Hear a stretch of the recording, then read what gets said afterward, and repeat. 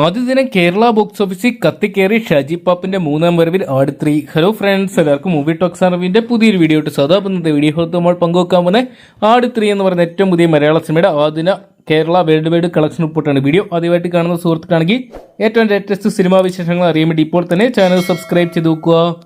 Jayasurya, Vijay Babu, Vinayakan, Saiju Kurup, Sunny vein, Indrans തുടങ്ങിയ കേന്ദ്ര കഥാപാത്രമാക്കി Mithun Manohar Thomas തിരക്കഥ എഴുതി സംവിധാനം ചെയ്ത ചിത്രമാണ് ആട് 3 എന്ന് പറയുന്ന സിനിമ. ആട് സീരീസിലെ ലേറ്റസ്റ്റ് ഭാഗം പാർട്ട് 1 ആണ് ഇപ്പോൾ റിലീസിനെത്തിയിരിക്കുന്നത്.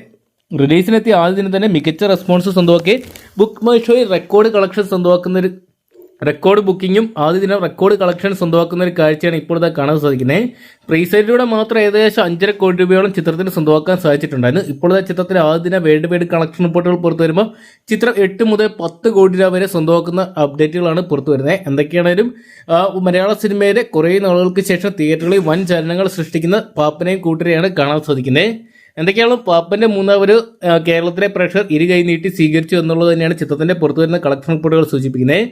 പ്രീസൈഡിലൂടെ മാത്രം കേരള ബോക്സ് ഓഫീസിൽ നിന്ന് 3.5 കോടി രൂപയോളം സ്വന്തമാക്കിയ ചിത്രം ആദ്യം കേരള ബോക്സ് ഓഫീസിൽ നിന്ന് മാത്രം 5 മുതൽ 6 കോടി രൂപ വരെ സ്വന്തമാക്കിയപ്പോൾ വേൾഡ് വൈഡ് ബോക്സ് ഓഫീസിനായിട്ട് 8 മുതൽ 10 കോടി രൂപ വരെ ചിത്രം സ്വന്തമാക്കുന്ന അപ്ഡേറ്റുകളാണ് പുറത്തു വന്നുകൊണ്ടിരിക്കുന്നത്. എന്തൊക്കെയാണ് കാത്തിരിക്കുക ചിത്രത്തിന്റെ ഒഫീഷ്യൽ അപ്ഡേറ്റിനായിട്ട്. അപ്പോൾ ഷാജി പാപ്പിന്റെ മൂന്നാം വരവ് എങ്ങനെയുണ്ടെന്നാണ് നിങ്ങളുടെ അഭിപ്രായം എന്ന് കമന്റ് ബോക്സിൽ പങ്കുവെക്കുക. അവിടെ തന്നെ ചിത്രം ആദ്യം ഒഫീഷ്യൽ കളക്ഷൻ റിപ്പോർട്ടുകൾ പുറത്തു വരുമ്പോൾ 10 കോടിക്ക് മുകളിൽ കളക്ട് ചെയ്യുമോ ഇല്ലെന്നാണ് നിങ്ങൾ വിശ്വസിക്കുന്നതെന്ന് കൂടി കമന്റ് ബോക്സിൽ പങ്കുവെക്കുക. വീഡിയോ ഇഷ്ടപ്പെട്ടെങ്കിൽ ലൈക്ക് ചെയ്യാനും ഷെയർ ചെയ്യാനും ചാനൽ സബ്സ്ക്രൈബ് ചെയ്യാനും മറക്കണ്ട.